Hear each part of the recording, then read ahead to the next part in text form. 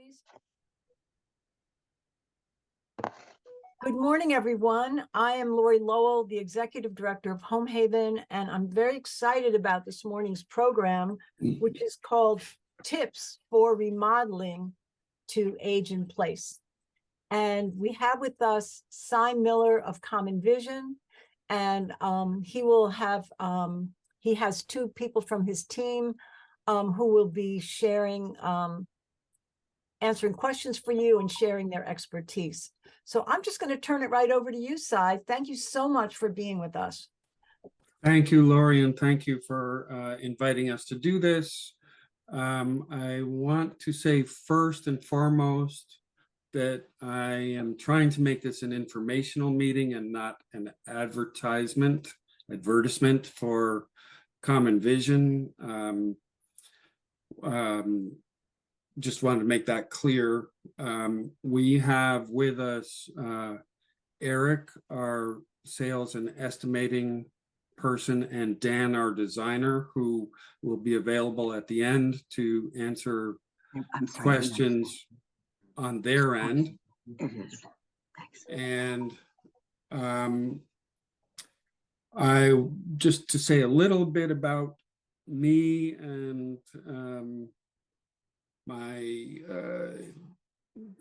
a little bit about me. I grew up in Washington, Connecticut. Hopefully some of you have been there. It's a beautiful town.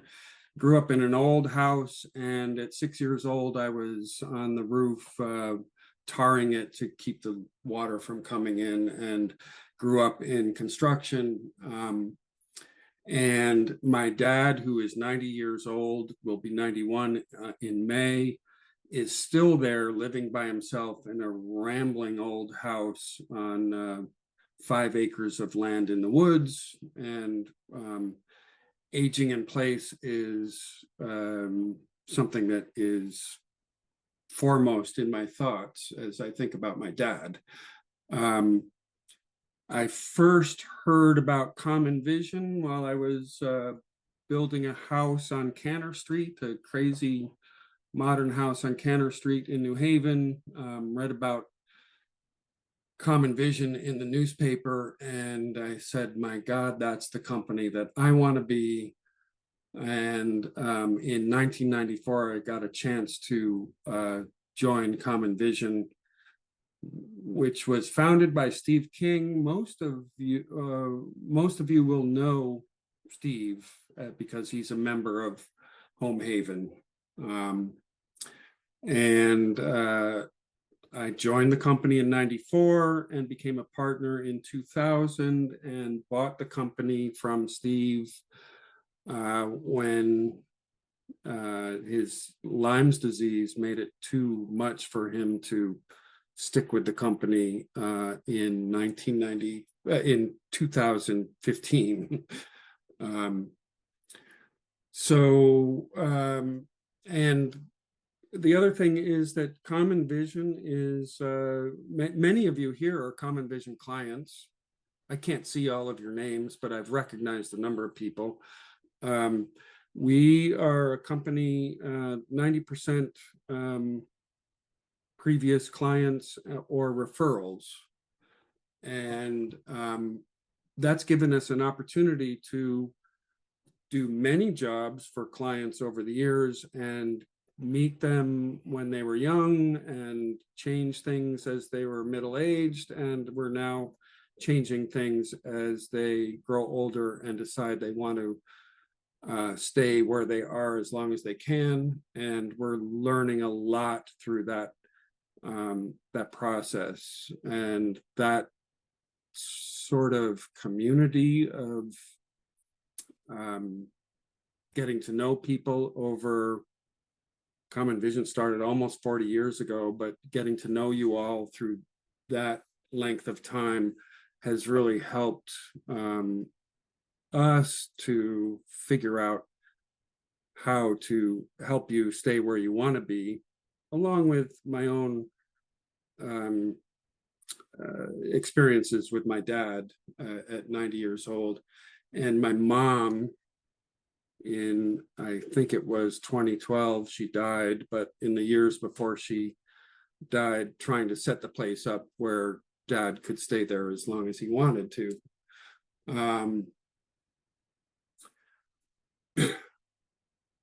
One of our longest serving one of client from eons. We've done probably 20 jobs for him. I think I probably shouldn't say names in this, but I was at his house a few years ago, getting handrails into place from the basement to the, I think, 4 floors of stairs from his basement to his attic. He and I were talking, and he told me that he had a friend in his 90s, and he asked him, "How is it that you've lived so long?" And the man's reply was, "Handrails." And that probably handrails and handholds are probably the biggest key, I think, to aging in place. But there are other little things as we get older, and I'm getting there. My hair's going white. I'm still 25 years younger than my dad, but I'm constantly figuring out new ways to help him stay where he wants to be, where he is by himself, still mowing the lawn and cooking for himself at 90 years old on a 2-step single level place. Handrails, handholds, reducing clutter, figuring out how to live on one floor. When my mom died, they still lived on the 2nd floor, and she helped us figure out how to make 1-floor living possible for him. And those are the main things, really, to keep you there as long as you want to be. And we've had a lot of experience in the last maybe 10 years as our clientele has grown, really starting to figure this out for ourselves and for the people that we've worked for so many years and grown to know and love. There are ways to live in your house and live on the upper floor for a long time. Stair lifts are an important option. One of the biggest things is to concentrate on and maintain your physical capabilities through, flexibility training and strength training and all of that. Again, getting rid of the clutter, places where you can trip. Everybody says that broken hip is the end. That broken hip is probably the result of a missed handhold or a trip on a loose rug or something you put on the floor that you're not looking at and you trip over, or the ornery dog or cat or whatever. Handrails, exercise, stair lifts. We're now getting into elevators. We've done a number of elevators, and you'll see a little bit of an elevator we're about to finish. 3 stories from the basement to the floor where people live. They're going to have the exercise equipment and area in the basement where they can continue to do what they need to do to maintain their mobility and have the ability to step in and out of the house, get out of the car, do all of those things, but get from the 1st floor kitchen to the 2nd floor and all of that. Elevator is not an inexpensive proposition, but for some people, it's the way to go. The other thing I wanted to say, as we entertain thoughts of remodeling your home so you can stay there are at least a couple of things to think about. And one is whether you want to maintain the value of your house and be able to sell it when you need to sell it to leave, or leave it to offspring or other people, and maintain value. And there may be things you want to change that might diminish the value of the house, and those are things that you might want to consider. On the other hand, to the extent that you want to stay in your house to the last minute, maybe those concerns are not the primary concerns, and you need to spend what you need to spend to stay there. You're close to neighbors that you've known forever. You're in the community that you know and love. You don't want to leave for whatever reason.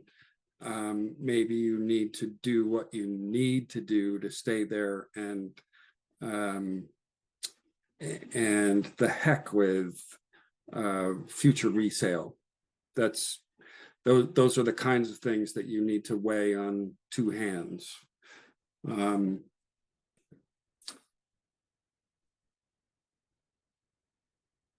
It all really comes back to, I think the most important thing really is handrails, handholds. In one life, I wanted to be a sailor. One hand for the boat, one hand for yourself. Always trying to make sure that you don't have things you can trip over. Be ready for the unexpected, the little stumble where you can grab something and not go down, break your hip, or other things. The horrible knock on the noggin that discombobulates you for the rest of your life.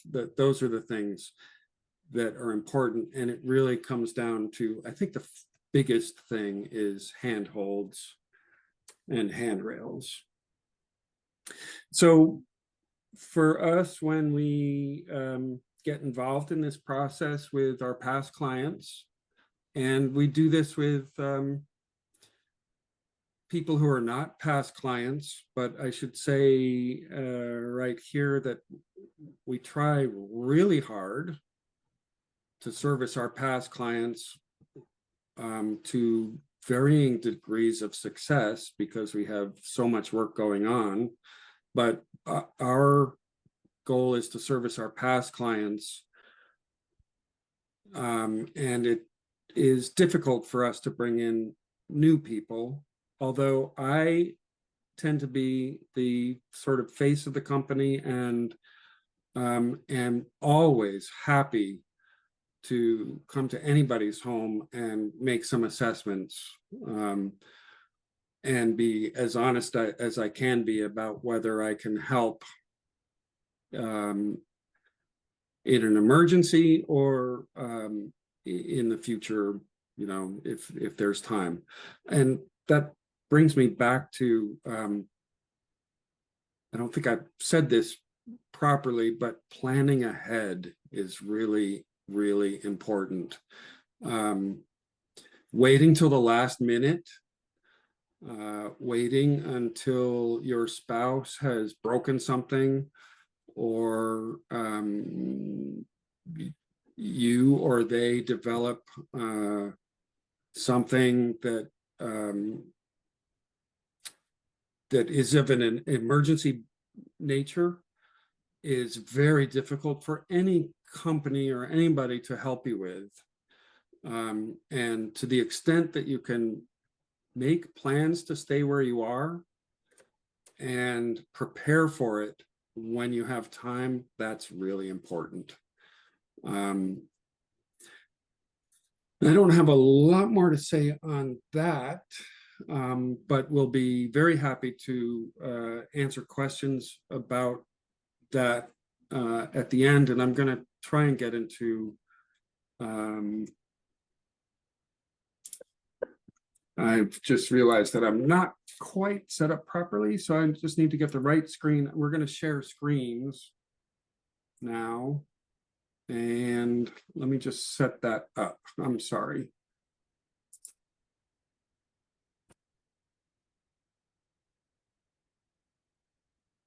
There we go.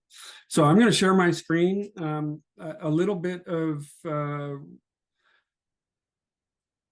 I'll just finish with another little apology. I've known about this for a while, but I have only done a little formal research. And by that, I mean a very little formal research on aging in place.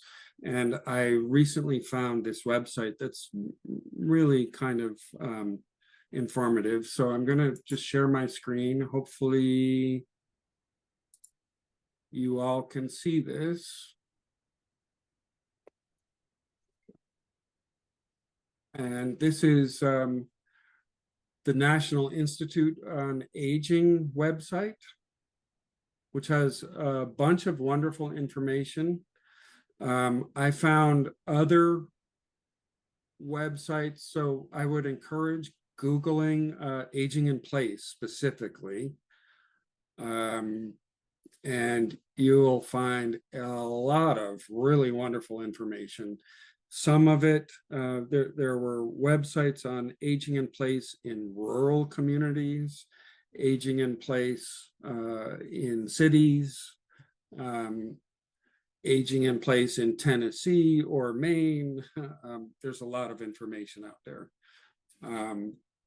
But this particular website grabbed my attention, National Institute on Aging, and I'll just slowly scroll down. There's ideas about planning ahead, support you can get from the outside, thoughts about whether your support is going to be paid for or it's from family members or friends. There is, many of you will be taking care of a spouse or another family member. And there's a great caregiver's handbook that provides information about the pitfalls and things you need to consider about caring for somebody else. It talks briefly about making your home safe and accessible, and some places to get resources. And I haven't set up a good way to share this for you, but hopefully Lori and I can figure out how to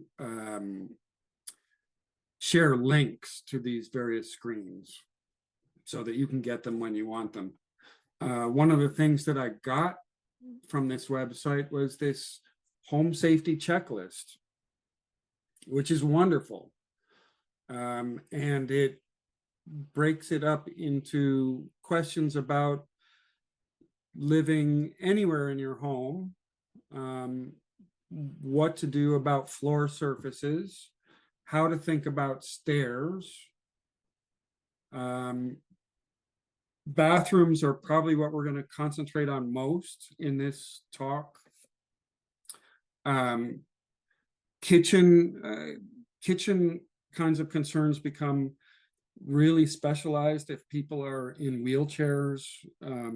But other than that, it's really about organizing your kitchen so things are easily accessible. You're not bending over to get things or getting on step stools, things like that. And what are the safety pitfalls around your house when you go outside to, say, fill the bird feeder or just get to the sidewalk to your mailbox or greet people as they come in. Great little checklist and a starting point for cogitation, for thinking about things you might not have thought about. This is kind of a more sort of a cutesy thing, but it reiterates some of the things that I've talked about. Little loose rugs that have their, they're getting old and the corners are turning up and they might catch your toe. Those kinds of things are really not something you want to have in your house. Grab bars and handholds, we'll see lots of instances of those in my slideshow, but grab bars wherever you need them. And it's not just in the bathroom, it's at the front door, it's at the back door. It might be getting into the garage. Places where you can grab onto things are really important. If you're starting to lose mobility, things like or strength in your hands, things like lever doorknobs, lever handles for your faucets where you don't have to grasp them and squeeze hard and turn them. Levers where you can just push them with your wrist or a finger are a really important change to make before you need to. My cursor is going round and round and round at the bottom of these stairs where it says place light switches. So my dad was a teacher at a private school, and when I was a teenager, he decided he wanted to make copper lamps and lanterns, and he became a lighting manufacturer. And ironically, but I see this with older people all the time. He says, I don't need light. I don't need light on my kitchen counters. I don't need it in the area. He's worried about spending money on electricity, and he just grew up not needing light. But light is so important for illuminating hazards and for getting up and down stairs, for illuminating the handhold that you know is there, but you're not quite sure where it is, all kinds of things. Light is really important. And as an aside, I'm going to say a previous designer for our company went to a lighting seminar and learned that brain fatigue, the brain recognizes fatigue due to eye dilations as a result of going from dark to light, from the shadows under your kitchen cabinets to the bright light over your kitchen table. As your eye opens and closes to deal with that, your brain reads it as fatigue in the same way as if you moved 1,000 bales of hay. It's enormously fatiguing for you to have sight problems. And so light is really important in your environment. Reducing any kind of fall hazards, reducing the number of steps up or down, the number of steps to get from one place to another is really important. And at some point, you may need to add ramps to the outside or even the inside of your house to get from one place to another so you don't have steps to deal with. And so that's probably as much as I have to say on that. I am going to go through a somewhat haphazard show of work we've done over the years with regard specifically to staying in your home when you want to stay there before you decide to leave. And so, oh dear, I thought I had that. So for us, this is kind of a silly picture, but for us, what happens is somebody calls us, usually a past client, and we get into a conversation, and it's revolves around, I want to stay in place. I've been here forever. You've done 4 or 5 jobs, and how do we stay there?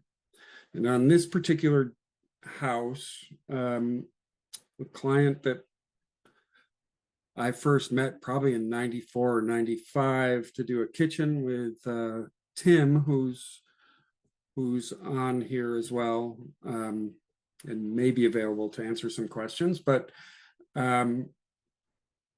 they came to us. They live in a 3-story house with a basement, and they want to stay there.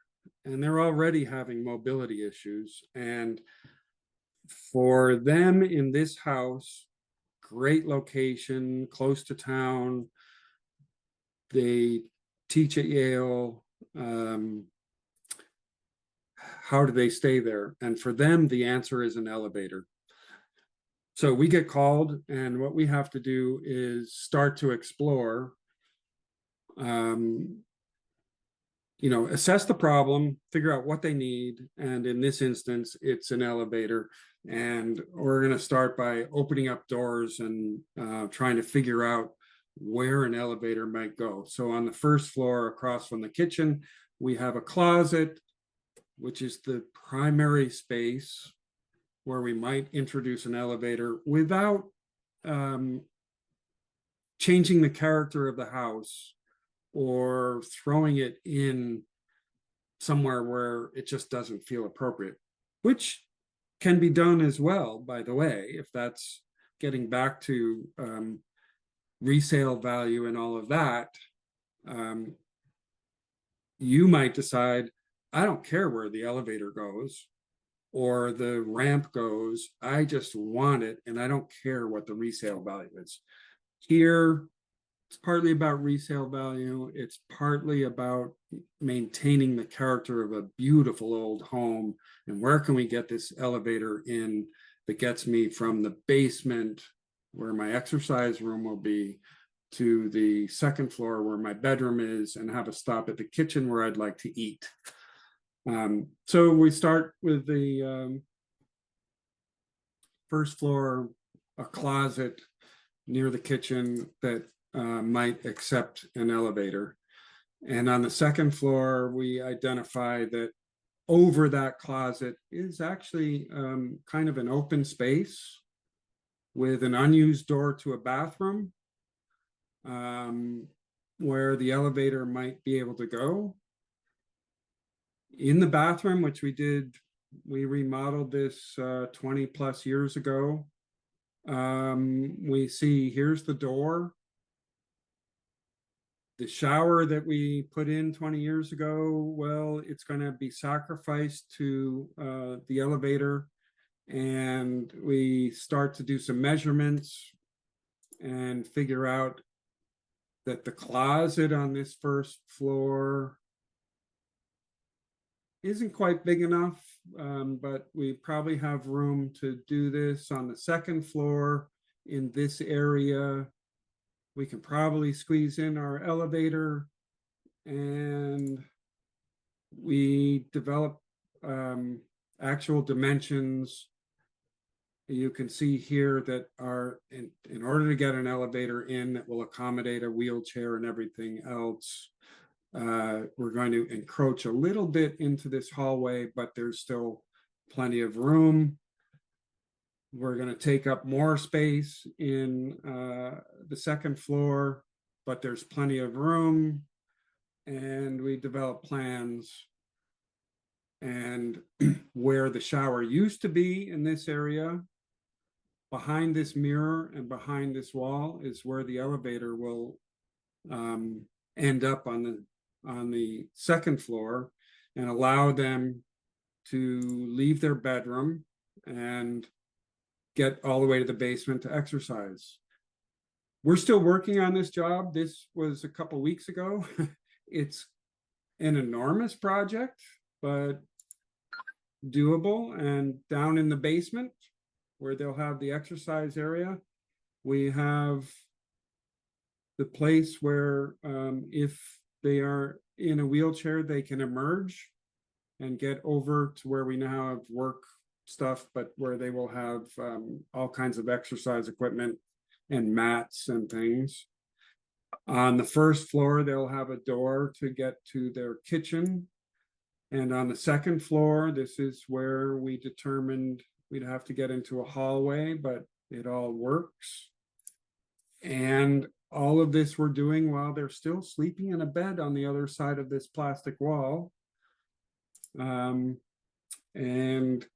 rearranging the bathroom that we did 20 years ago.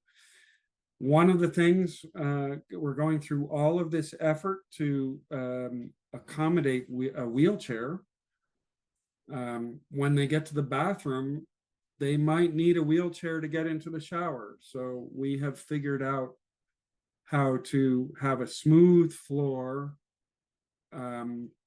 getting down into the shower. And you can see from this line here that the floor slopes down to a long drain in the back, where if they get into the shower, water will mostly be contained in the shower and not come out into the bathroom floor.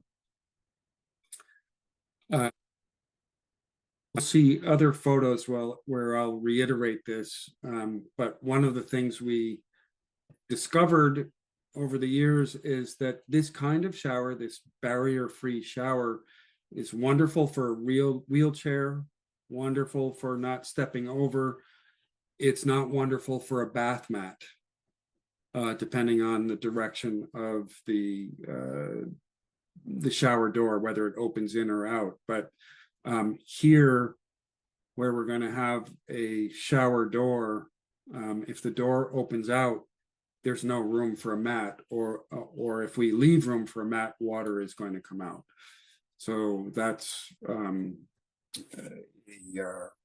a caveat. It's one of the things that needs to be negotiated as we talk with people. So this is a modest home in Westville, owned by our employee Tim Keys and his wife Meg,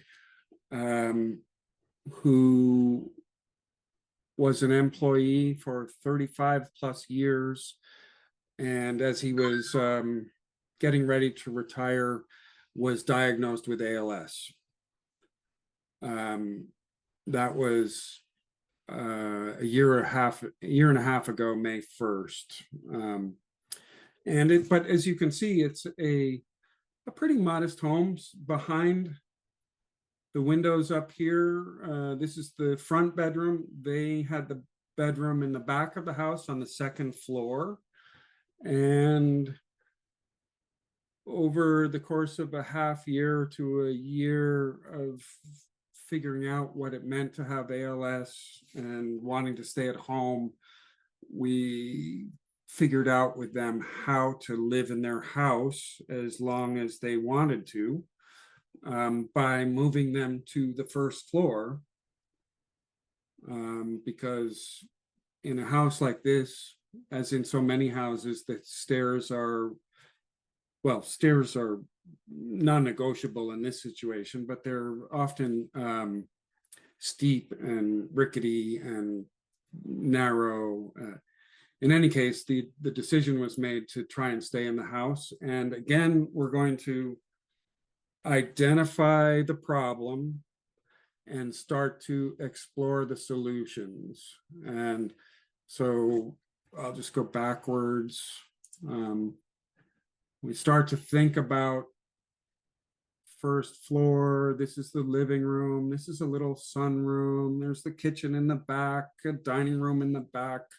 How do we convert that small space of kitchen, dining room, living room, sunroom into a place where they can live on one floor and still have people come and go, receive, have their kids and grandkids come and stay with them and all of that. So we start to walk around the house and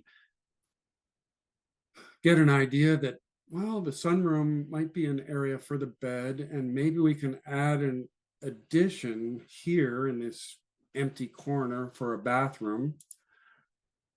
And inside, we can see, we assess and start to figure out, well, what can we do? Among the other things that we're going to do as we walk around is start to identify, and I would say we didn't do this specifically with Tim and Meg, that was really their purview, but reducing clutter is an important part of being able to have mobility and stay in place. So we start to assess this space. We can see this sunroom.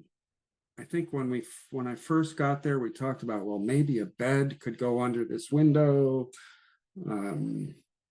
It probably couldn't be more than a single bed. It's a tiny little space. But we start to think about this window becoming a doorway to a bathroom, and the bathroom might be on the other side of these windows. Well, what does that mean for the dining room? And oh my gosh, what about the clutter, and how will people be able to walk around safely? And so that's the window that we were talking about becoming a door. This could become the door to the bathroom. And here is the space that existed before we began. It's 7.5 feet. And I thought, well, we might be able to put a bed here for Tim to be in, but Tim and Meg are not going to be in that bed. And we start to see some options. And just being able to push this wall out between these two windows, adding a closet into the dining room, and adding this bathroom makes this bathroom on the outside a good handicap bathroom. That's the door that was the window into the bedroom becomes, this is the space as we have finished it.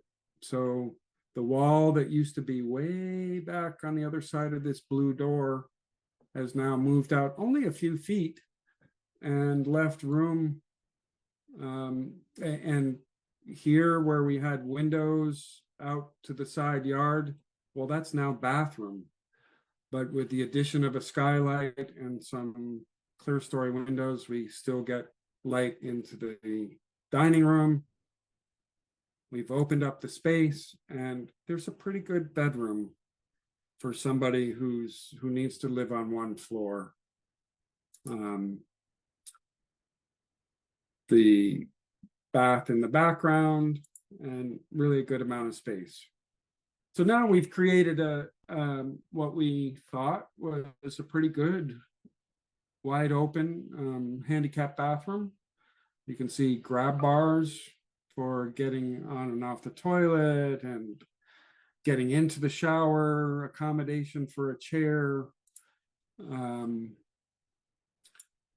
and kind of a nice, elegant space. All of it accessible for a wheelchair in any of the spaces.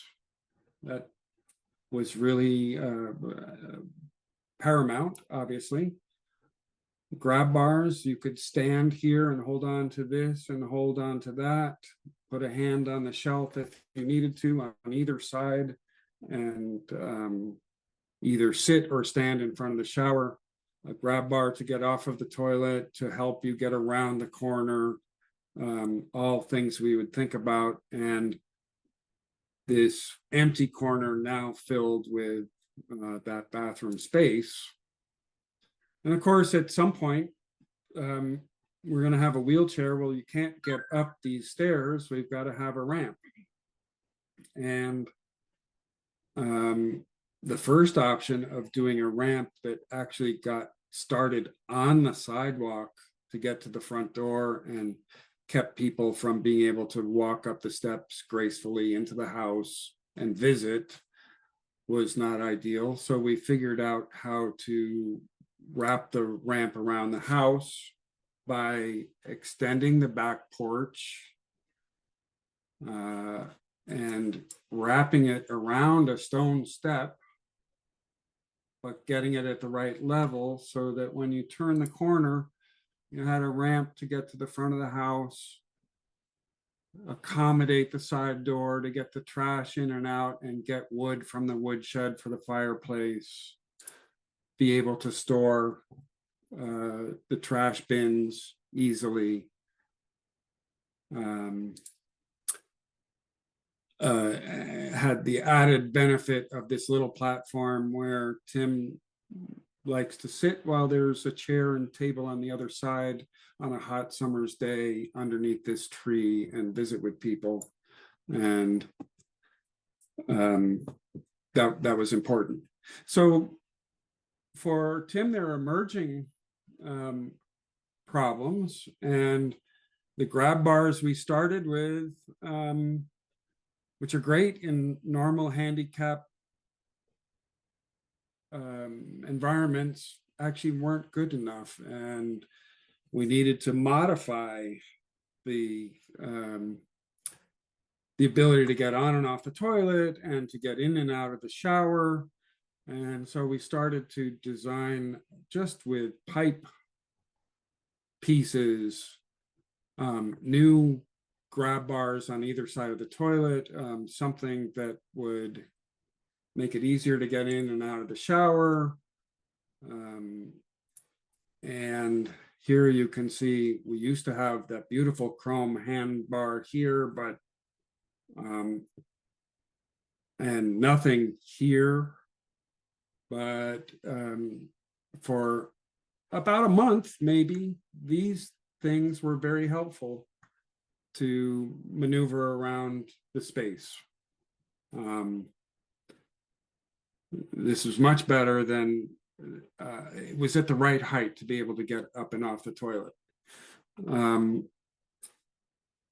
And so that lasted about a month, and eventually we had to get to this new thing, contraption that helps people get on and off the toilet.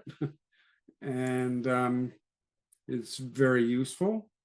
And we are able often to be able to continue to figure out ways to make things happen. One of the things that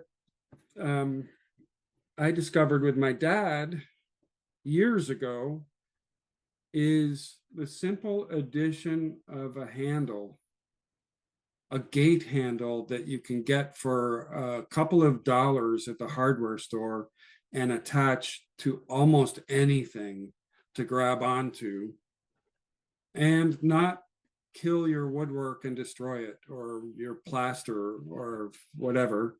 And in Tim's instance, to get to the bed, we have a number of handholds. A handhold to go around the corner to get to the next spot, to stand at the closet, to get out of the room into the next space.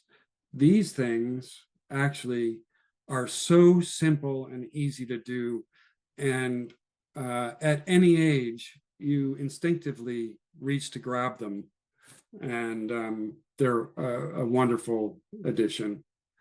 My best friend died this summer in a hiking accident, helping people in Ecuador find water for their village. He was with Yale Engineers Without Borders, but his mother and father lived in this house that I worked on in 1984, I think. And in this closed space is where Carol would sit with the door open, trying to help her husband in a seat in this tiny little shower. And it was not tenuous, really horrible situation. So we were asked to come in, and again, we start by figuring out what the problem is. We assess the place, figure out what can be done. And in this plan, right here is where the toilet was, and this tiny shower where the husband is in there. He needs help. He needs to be physically cleaned, all of that. Just getting off of the toilet, way too cramped a space. We figured out that if we move this closet sideways to the window and move the wall out, we could get a great space with a big shower and something that worked for Carol as she ages by herself. She's 90, born a day after my dad. Not that they're related or know each other in any way. And the other thing that we haven't talked about is I have so many clients who have the laundry in the basement, and Carol would throw her laundry down the basement stairs and then grasp the handrails and get down there and pick it up and traipse it around to the laundry, and then have to put it in a bag and haul it up the stairs, still trying to hang on for dear life as she got to the stairs. So part of our mission here was to incorporate the washer dryer into this bathroom, where she could live on one floor and stay there. And she's there at 90 years old in Northford. The other thing we do as we're planning any bathroom really, but this is Carol's bathroom.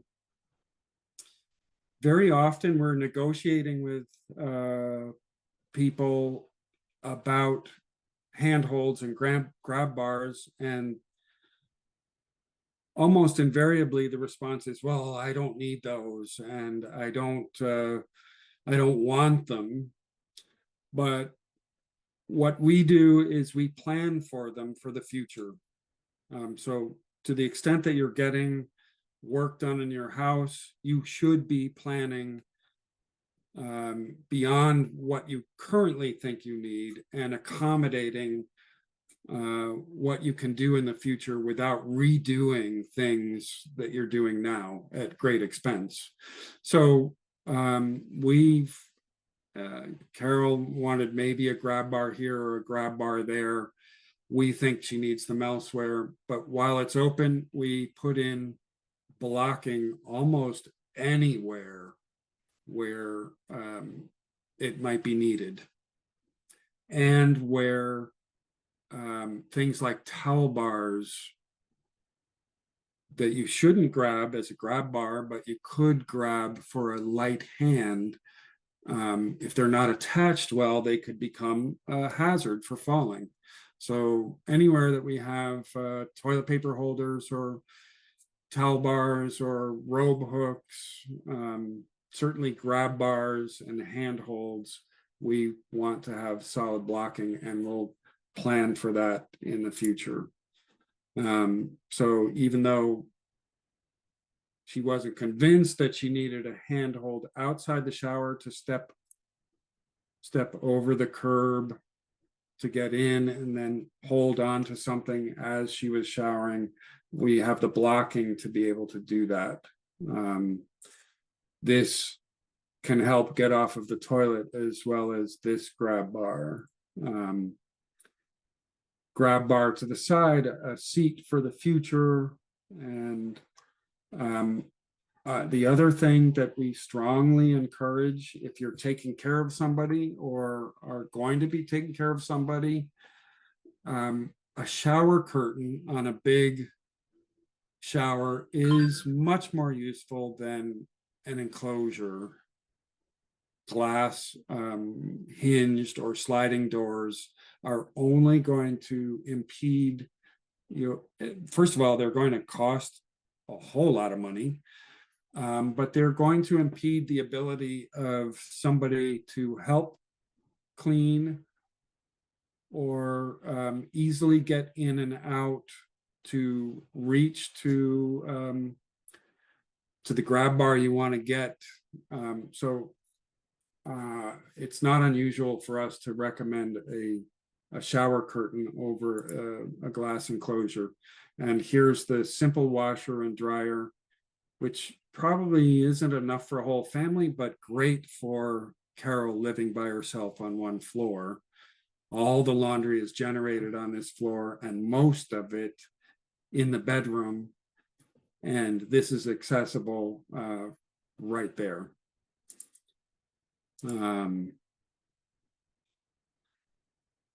Another barrier-free, no curb to step over. This isn't really a handicap bath, but a barrier-free bath. I didn't talk about that on Carol's, but she wanted a pebbled surface like this, and she loves it. It is not a very slippery surface, but very personal in taste. And we got the opportunity to do this interesting attachment of glass. The ALS parent of our electrician lived on the 7th floor of a concrete condominium in Wallingford. And we figured out how to get rid of tub, shower, and everything. And actually, I wish I had bigger photos of this, but the entire bathroom is a shower pan with the drain in one corner. And we had a shower curtain that went around it, but we didn't worry about water getting outside of that. And it's easy to wheel somebody in and out, make all the turns, and sometimes something like that is a solution. Retrofit grab bars. This is photo of a barrier-free sloping down to a drain where you could wheel in, grab this, sit under a rain head, and take the shower you need to take. This is actually, I don't actually know if we started this from scratch or did a retrofit. I can't remember, but this handhold, if we planned it this way, we did a bad job. Reaching this handhold around the shower door is almost going to break your elbow to get to, and becomes a reiteration of my argument. You should have a shower curtain, not a shower door. If you want to grab this shower, this handhold, having to go around a foot of glass is incredibly awkward and could tilt you into the tub. We managed to get a good grab bar this way and that way, but this one is really not helpful. Elizabethan Club at Yale. I'm not sure why I have this photo. It's a quick addition of grab bars for people to get on and off. There are all kinds of shapes of grab bars available to be added to people's showers.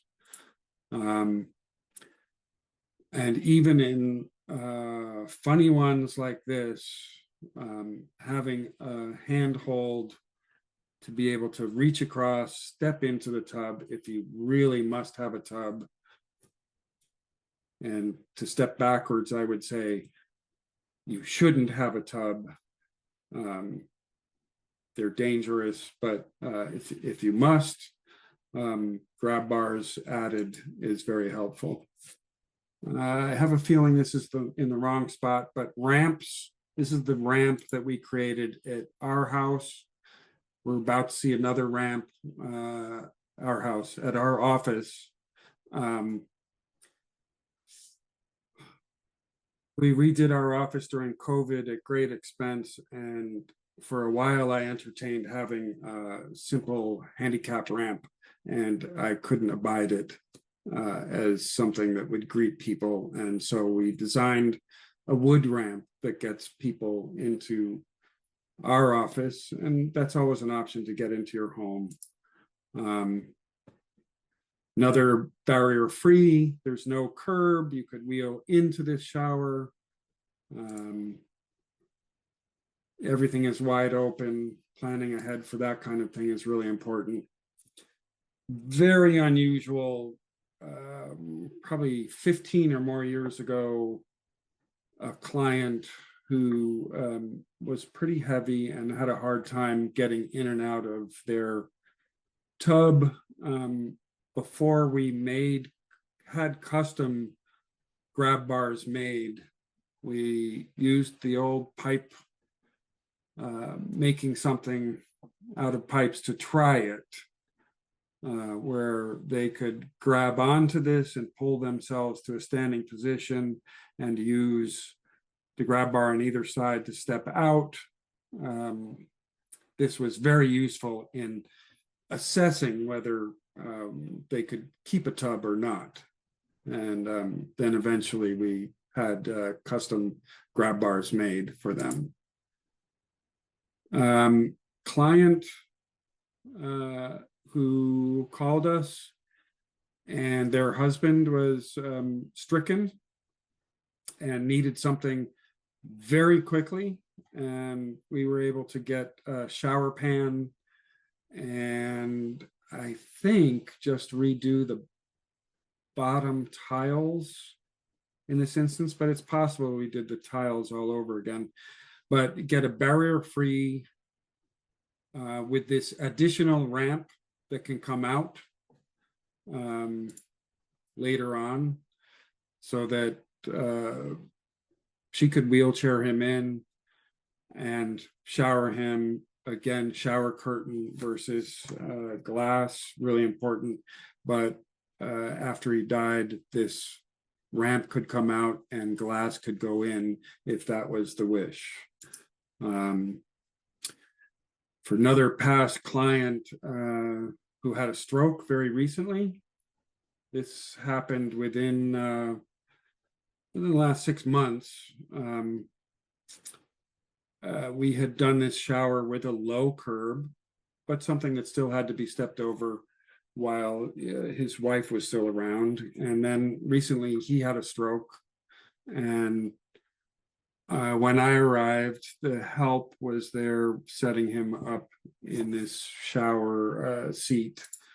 And he's been doing rehab and getting better, but we wanted him to be able to have this seat over here and grab the handheld shower himself and wash himself, still have the grab bar to be able to pull himself up. But as you can see, this very clumsily attached vertical grab bar was a solution not to be permanent, but to allow him to be able to grab this, step into the shower, grab his grab bar, sit in his seat, shower, and get out. And hopefully in the next month or two, we'll take this away and make it disappear as if it had never been there. And meanwhile, while he's still in a chair, people wanted to walk him out in the street. He was accustomed to walking on the street, and a ramp up the front stairs really was not an option. And you can see this very long ramp to the kitchen door, which accommodates a wheelchair, was possible to do.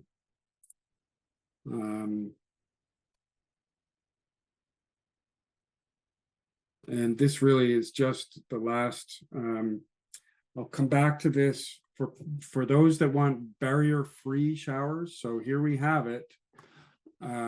We have a linear drain in the corner, and this door opens in or out, but to be sure that water doesn't get out, there's no room for a bath mat, which is both a blessing and a curse. Bath mat is something you can easily trip over, but it also absorbs water in situations where you might have slippery tile and a place you can slip. So those are the things that have to be weighed. I think that's the end of my slideshow. Hopefully it wasn't too tedious. And I'm actually going to stop my share.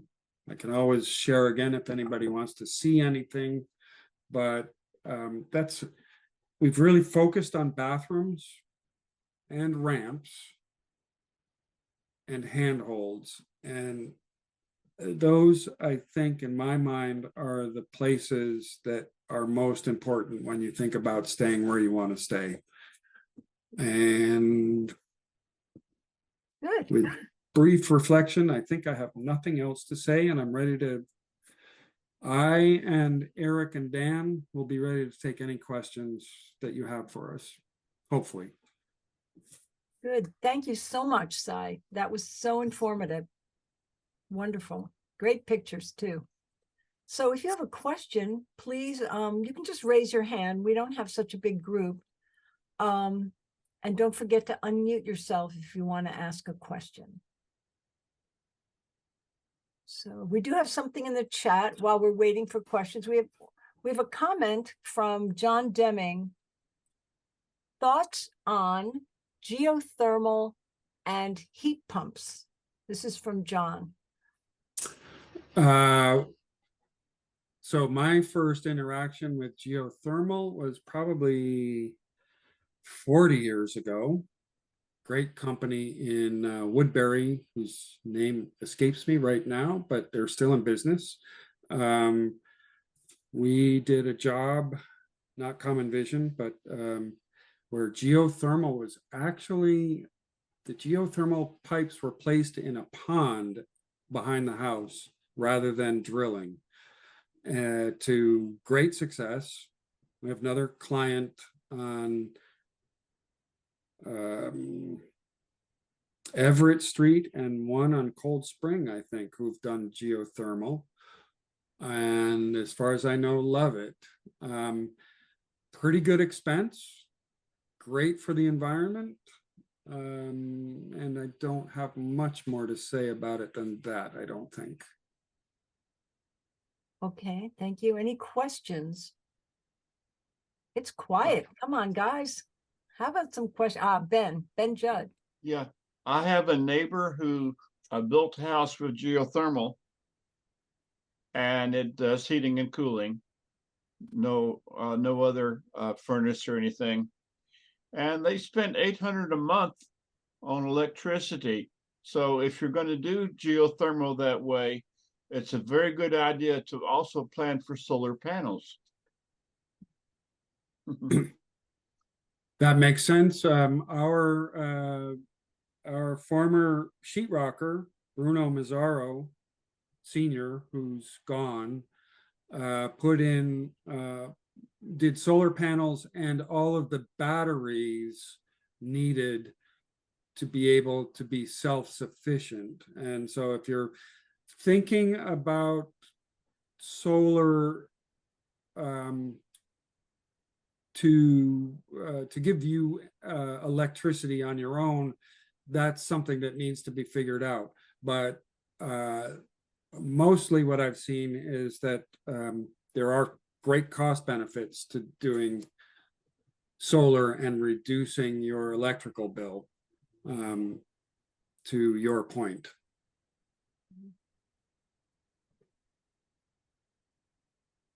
Okay. Anybody? Judith Colton?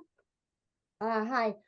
Thank you for that. That was terrific and scary. Could we have another talk on kitchens sometime, or do you have a few words to say, not so much about lower counters and that, which of course is important, but ways of not bending down to find things in backs of cabinets, lower cabinets and such like. I mean, those are simple things, or are they? That's my question. I'm ready for that.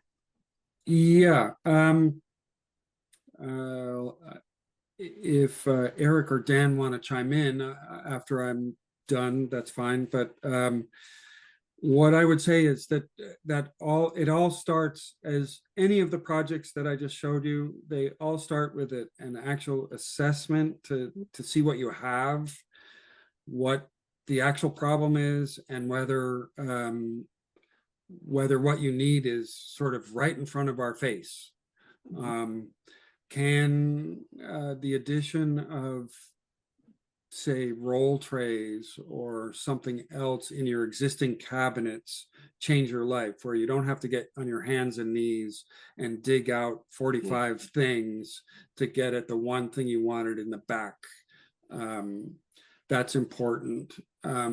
Possibly thinking about rearranging how you work, where your most frequently accessed things are stored, and whether they're way up high or way down low, and can be moved to a more accessible point. Those are important things, and sometimes this could be accomplished with very simple changes, and sometimes it may lead to, oh my gosh, I have to redo my entire kitchen. And there's a whole range in between. But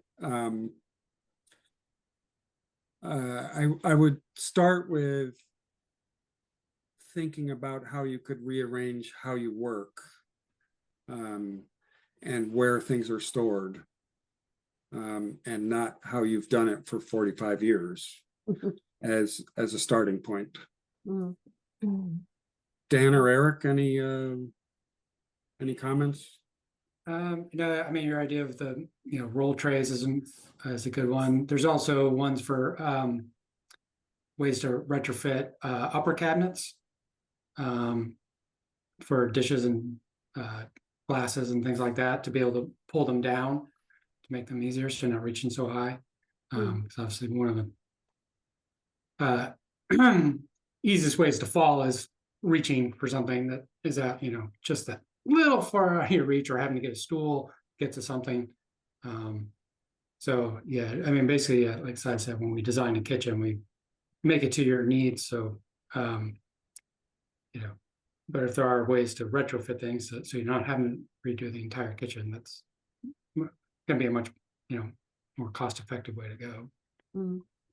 But in general, I would say things you need somewhere between the top of your head and your knees, accessible, where you're just reaching straight out to grab it, down a little bit, or a gentle bend to grab it. And often you can probably change how you do things to accommodate that notion. I mean, the long and the short of it is there's a lot of options. And it really is a matter of us asking you the right questions and you telling us your needs as best as possible, whether you're using us or another company, whoever you're working with. Communicate your challenges, and hopefully that company will ask you some questions you didn't think about. And there are options depending on what that is.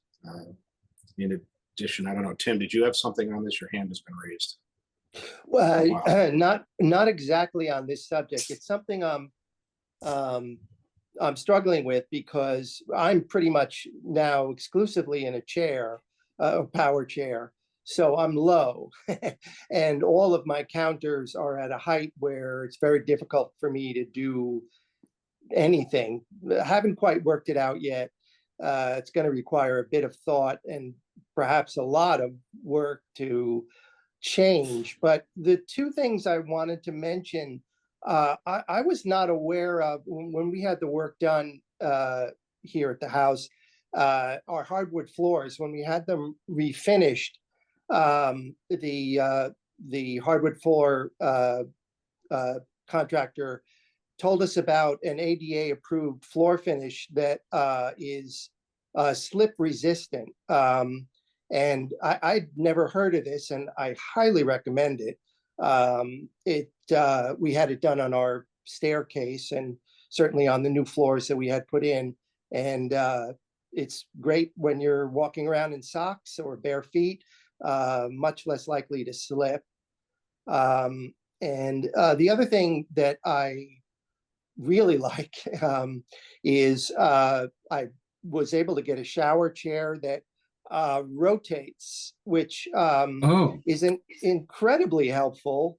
It also has arms on it, which so I can sort of move into a shower and sit down completely facing away from the shower head, and with a simple flip of a lever, rotate myself around. There's no power involved. You move your feet to turn it, and it locks in place. And that way, it's a great item. And I'm sure easily found on the internet. Yeah, so those are the couple of things I just wanted to mention. thank you, Tim. Sure.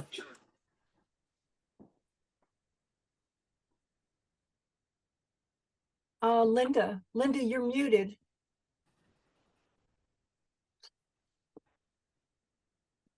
Sorry, I just wanted to mention that in response to Judith's question, Tim, our wonderful Tim here, who just revamped our kitchen to make it work better for us. And one of the things that I value and think of Tim every day for are the rolling drawers for the pots and pans, which are just below and just above my waist level. And that has revolutionized my life. Thank you, Tim. So that's the roll trays that I was speaking of earlier. Exactly. And they make a huge difference. And I'm glad Tim could put them into your kitchen, Linda. Yes, me too.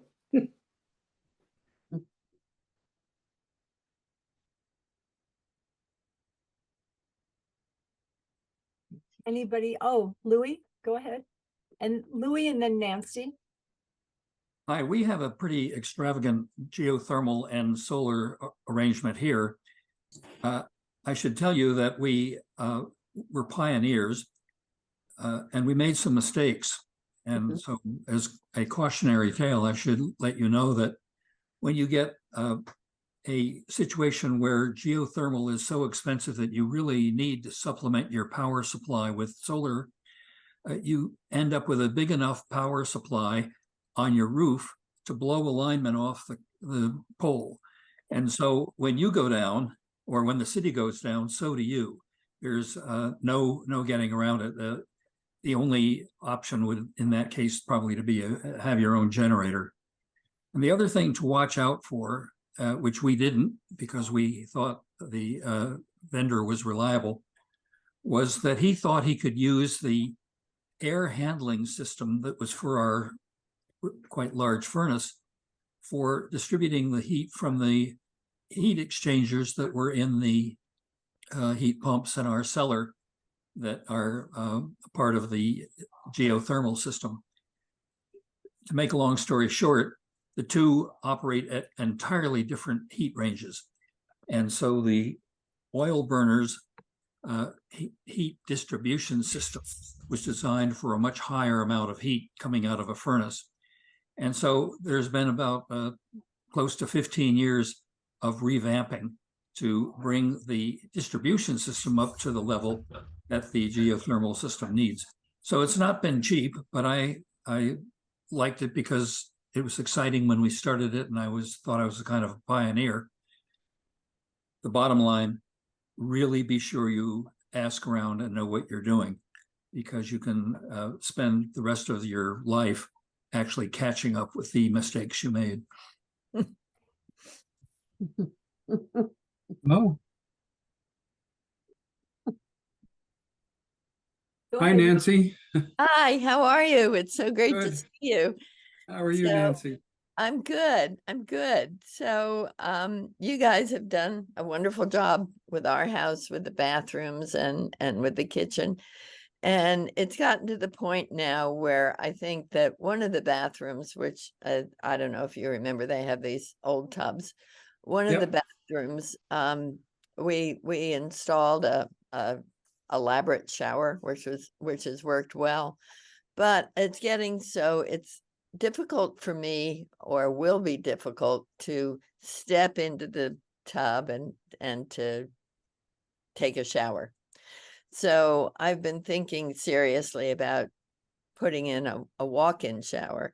And, this is just a very specific question, so probably is not great for everybody else to listen to, but I think it's a general problem that many of us have, and it touches on one of the things you talked about in the beginning. When you say, okay, I'm going to get rid of this tub, it's a very small room.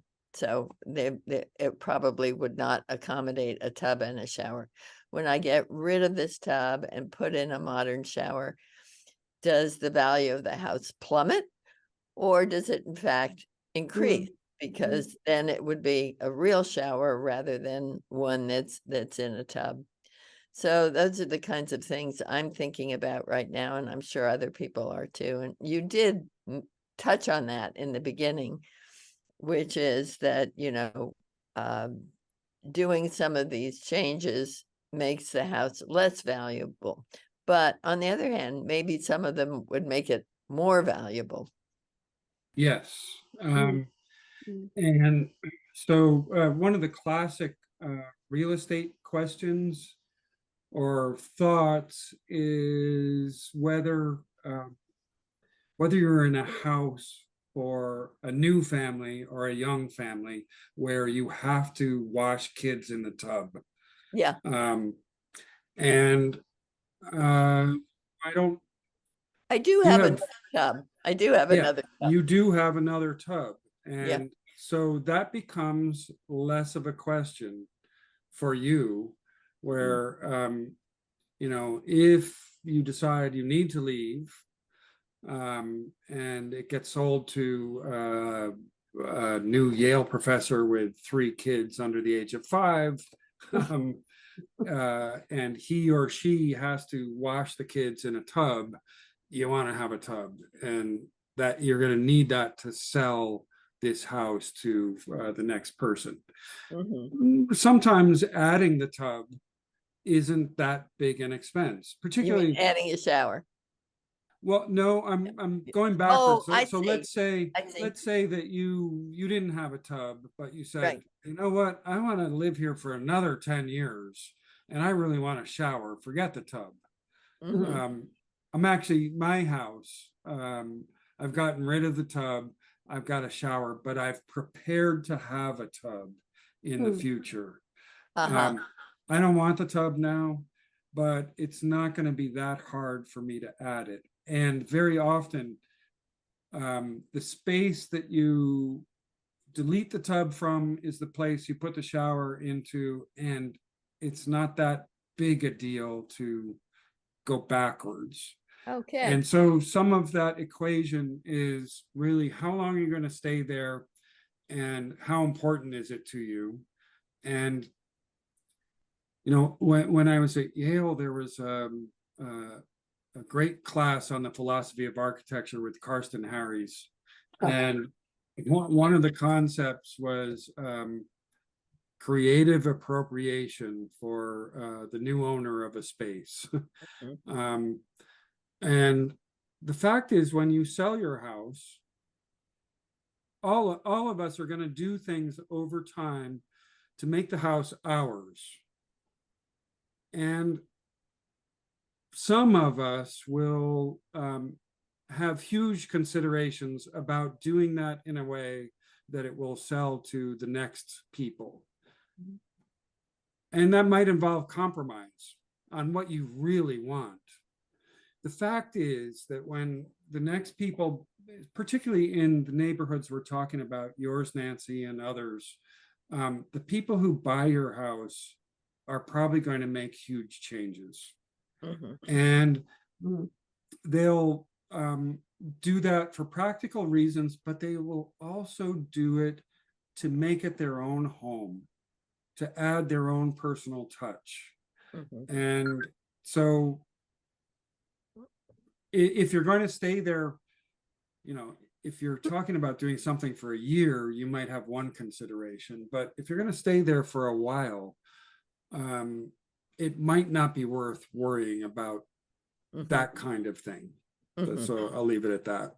Okay, Yeah. that's great advice. Thank you. Yep. And it's nice to see you. Nice to see you. see. Let's go to, can we go to Libby next?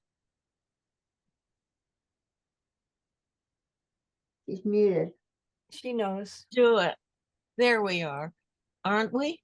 Yes. Did I do it? My concern is my bathroom is old fashioned and I would love to have a walk-in shower. I've got a tub with a shower in it and I've got grab bars and it's fine now, but it's getting difficult.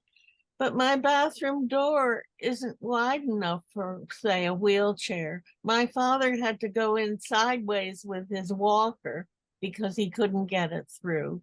Oh, But I'm told that the bathroom door wall is a bearing wall. Are there ways around such things?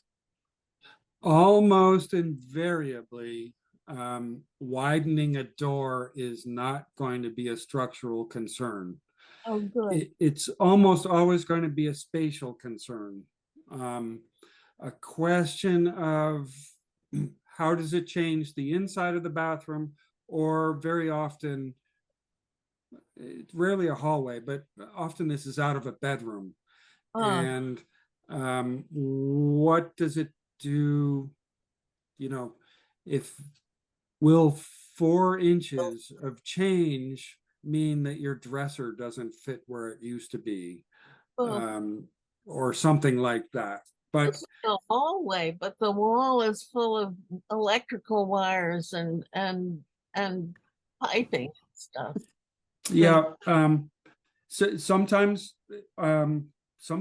we open a wall and a pipe is a major problem, but mostly it's not insurmountable problem.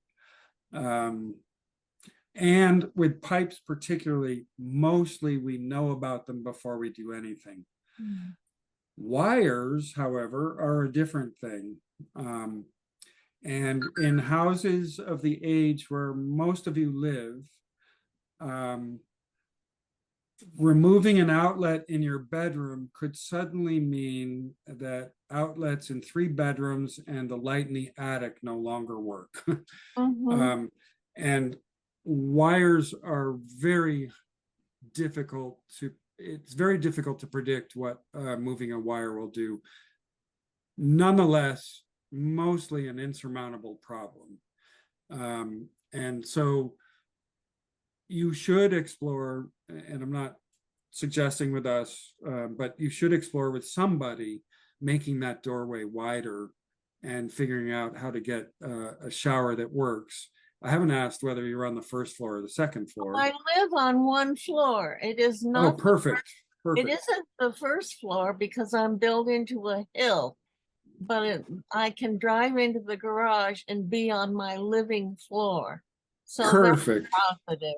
But some of these other things, all the doors are too narrow. It's a house of many doors, but there would be more than one adjustment, but the bathroom one is critical. So yeah. Just from the very brief description of what you said, I seriously doubt that widening doors is a problem for you. Okay. I hope I'm never in changing from a tub to a shower can be an expensive proposition, but not a hard thing to do.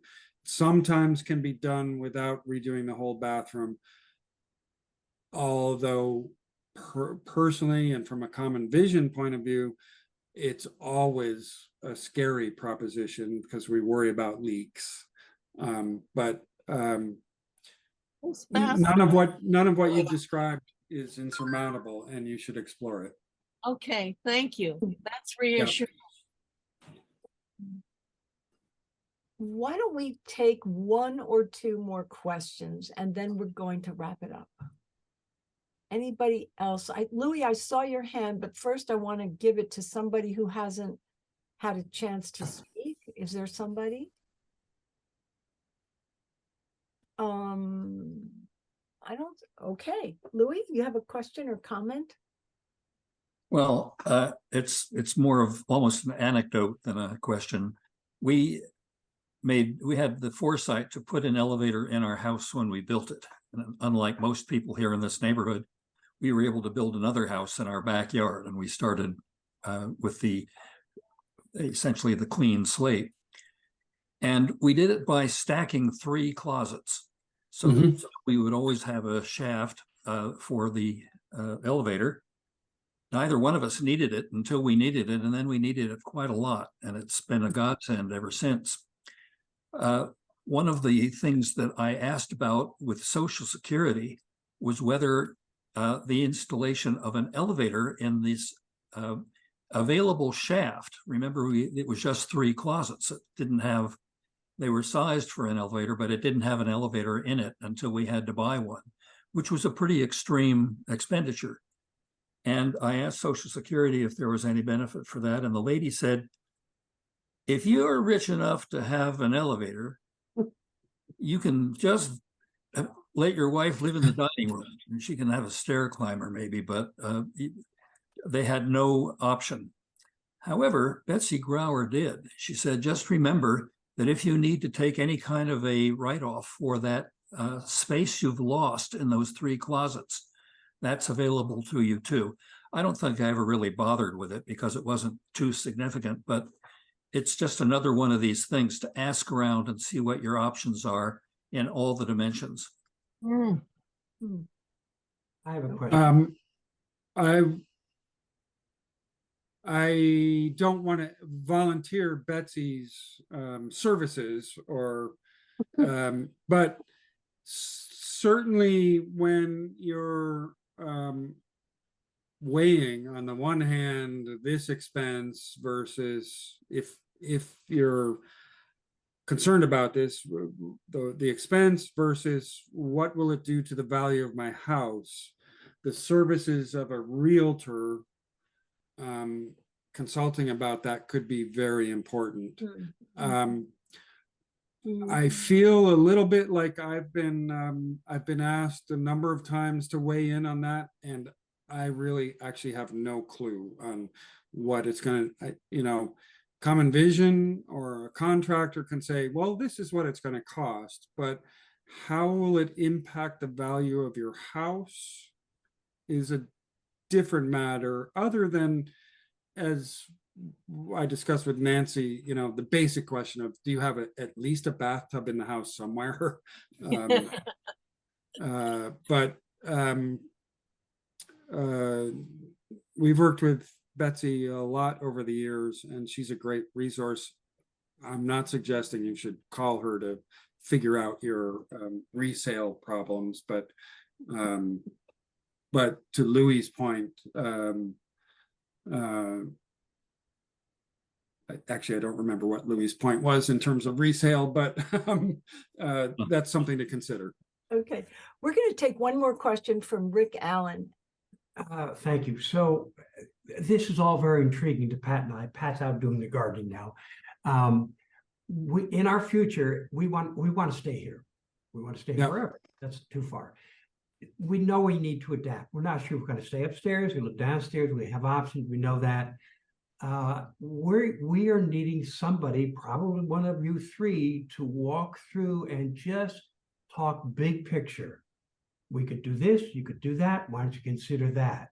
We're not talking about moving a tub now into a shower. We're talking about what is our future and how do I live in this house for the next 5, 10, 15 years, whatever it is, and adapt to it. Can you guys walk us through, not commitments, just options, just broad base? Yeah, we could do that, so you could do that. We're very interested if you have good ideas, having you do it, but we need to open our mind. So I'll just weigh in on that myself. And so again, I'm the owner of Common Vision. Yeah, yeah. I am kind of the public face Okay. in situations like this, but I'm kind of the public face. We're asked by Betsy and various other realtors to come in with new buyers in places where they don't even own the house yet, where we make those kinds of quick, gut level assessments Yep. without charging a thing. I'm always happy to do that. Okay. I'm very community minded. That's one reason I accepted the invitation to do this. We all are interconnected and need to help each other, support each other, and it's something I'm committed to doing. And I am very happy to I really can't think of a time that we've ever refused anything like that. My office will schedule me to come look at something and at least throw out my initial gut reaction, which is usually pretty good, in all honesty, with some quick suggestions, without tying you to anything. I just want to help and be helpful, and I've probably learned something in the process myself. Excellent. That would be So very helpful. Thank you. yeah, I will be very happy to do that. Yeah, we Good, will call thank you. We will call you. I think we're gonna wrap it up now, and Cy and Dan and your Eric. other team, Eric and also And Tim. And Tim, we want to thank you. I want to thank you on behalf of all of Home Haven and even our future listeners on this call. We really appreciate your expertise and sharing your stories and the images and just, really giving us a lot of information to think about. We are not going to put up the contact information right now, but you guys, members of Home Haven, you can find them in Hamden, Common Vision. And we appreciate it so much. Thank you. Very Everyone, well. take care. Take care. Be Thank you. well. You too. Very well. Very Thank helpful. you. Thank you. Thank you, Tim. Good. Thank you. Cy, thanks so much. Yep, very happy to do it. Thank you. Good. I'll look for a text from you. Okay. All right. Yeah. Yeah. Great. Yep. Okay. Bye, Good. everybody. Closing out. Bye.